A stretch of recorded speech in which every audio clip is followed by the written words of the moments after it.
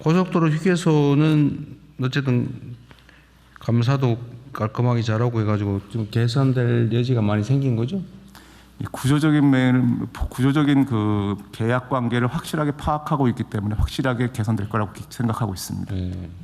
하지만 이게 휴게소는 맛없고 비싸고 불친절하고 이게 막 국민들한테 전부 다 각인이 돼 있는데 그 이유가 이 구조적 문제 때문이잖아요. 예, 그렇습니다. 그리고 거기에 무슨 전직 저 도로공사 직원들이 뭐 이상한 단체 만들어가지고 속된 말로 해먹었다면서요. 거기에 빨대를 꽂아놓고 있었던 거라고 생각합니다. 근데 그거는 공식 이익 배정받은 것만 그런 거지 그 외에 뭐 물품 거래라든지 이런 것까지 하면 사실은 훨씬 더 많을 거예요. 아마도. 그래서 그런 게 지금 국토부는 국토 계획을 하거나 철도도 지금 사고 났잖아요, 그죠? 예, 철도도 그렇고 그다음에 뭐 저 주택, 토지 다 이게 뭐 돈 되는 거와 관계가 있어가지고 참 힘든 부처예요. 투명하고 공정하고 네, 객관적으로 잘 해야지 이게.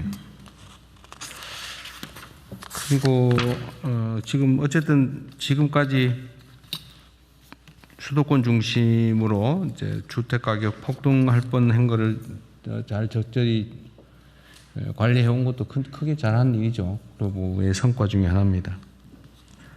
그런데 아침에 내가 기사를 하나 봤는데 그게 뭔 말인지 잘 모르겠던데 제가 국무회의 방에도 올려놨잖아요. 이번에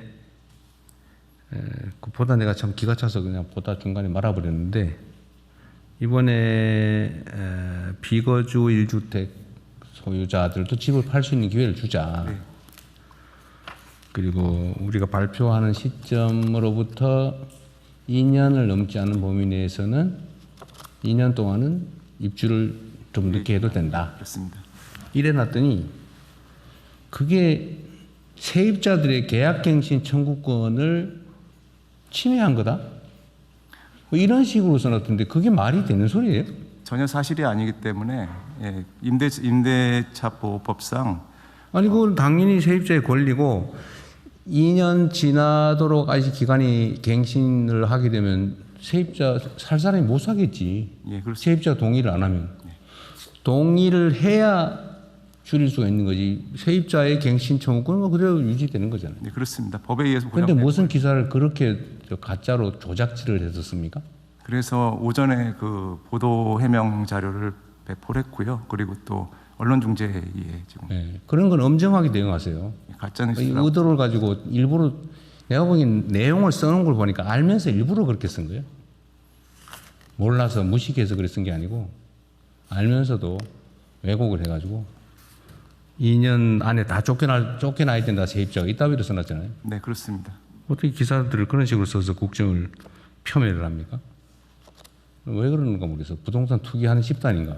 제가 봐도 아주 그럴싸하게 써놨었습니다.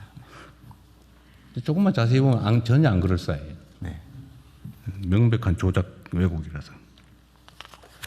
어쨌든 그런 이 국가 정책을 왜곡하고 호도해가지고 뭔가 다른 목표를 이루려고 하는 경향들이 일부 있어요. 특히 부동산 투기는 그래요.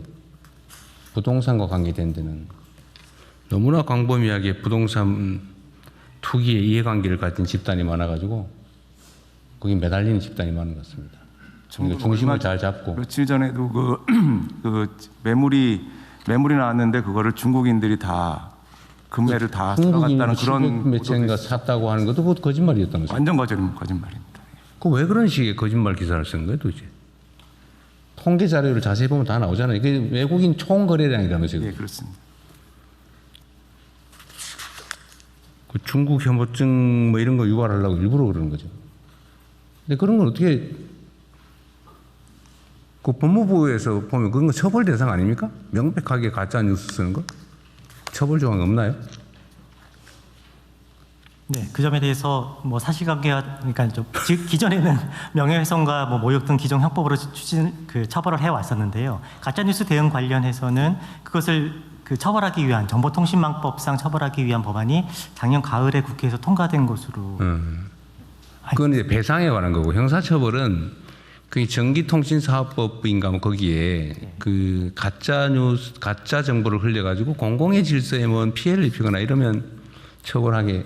옛날에 그냥 가짜 뉴스를 유포하는 것 자체를 처벌하다 위헌 판결이 났고, 그걸 내가 알기로는 법률 개정을 했는 걸로 아는데, 이렇게 명백하게 언론이라는 기사라는 이름으로 허위를 유포해서 정책 혼선을 주는 건 처벌할 수 있지 않나? 한번 검토 한번 해봐 주세요. 예, 그 부분에 대해서 말씀드리겠습니다. 뒷부분에 민정. 네네. 예, 말씀 주신 대로 그 전기통신법이 개정이 돼서 가짜 뉴스를 통해서 경제적 이득을 취득한 경우에는 형사처벌을 할 수 있게 돼 있습니다. 이득을 취하는. 그래서 최근에 이제 유튜브를 통해서 가짜 뉴스를 해서 그걸 통해서 경제적 이득까지 얻은 경우에는 형사처벌을 하고 있습니다.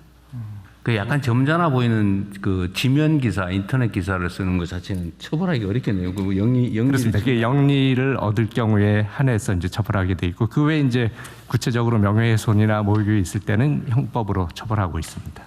이상입니다. 정부 정책을 왜곡 조작하는 가짜 기사를 쓰는 경우는 처벌하기가 당장 쉽지는 않겠네요. 하여튼 그 관련 부처들이 네. 뭐저 정정보도 청구를 하든지 뭐 반론보도 청구를 하든지 해서 이런 거 확실하게 책임을 물으세요. 그냥 나중에서도 한참 지난 다음에 그러면 그 제목 고쳐줄게 이래가지고 또 대충 넘어가잖아요.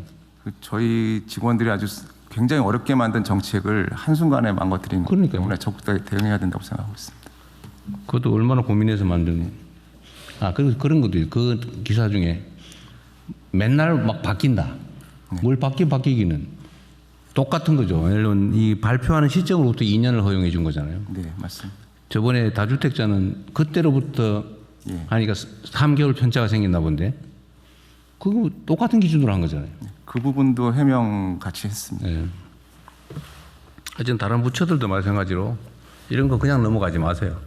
열심히 일해가지고 정책 결정해서 해놓으면 그걸 이상하게 왜곡 조작 보도해가지고 혼선 일으키고 또 시장에 나쁜 신호 주고 아주 못된 사람들이에요.